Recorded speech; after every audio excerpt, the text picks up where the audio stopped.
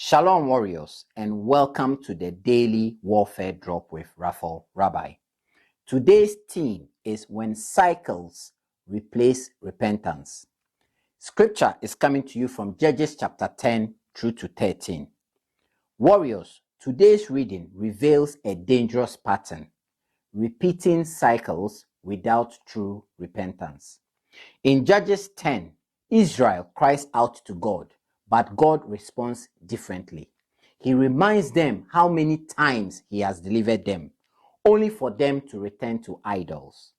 Warriors, repetition without repentance hardens the heart. Saying sorry without surrender changes nothing. As a medical practitioner, I see this constantly. Patients return with the same condition, not because treatment failed, but because habits didn't change. Spiritually, symptoms don't heal when root causes remain.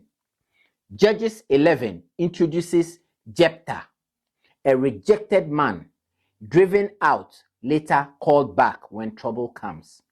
Warriors, rejection does not cancel calling, but Jephthah makes a rash vow, born from insecurity rather than obedience. Emotional decisions in pressure can cause deeply. I've seen this in emergency settings. Panic-driven choices create damage long after the crisis passes. Then, in Judges 13, Samson's story begins, not with strength, but with instruction. God gives boundaries before power.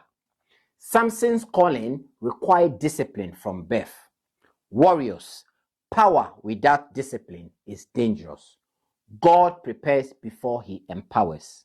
As a husband and father, I understand this. Freedom without boundaries doesn't build families, it fractures them. The same applies spiritually. Discipline isn't restriction, it's protection. Here is today's warfare truth. Cycles break only when repentance replaces regret. God listens, but he also expects change. Strength without obedience becomes liability. Warriors, don't just cry out, turn around. Don't repeat battles God already taught you how to win. My fellow warriors, we shall meet on the battlefield tomorrow. Shalom.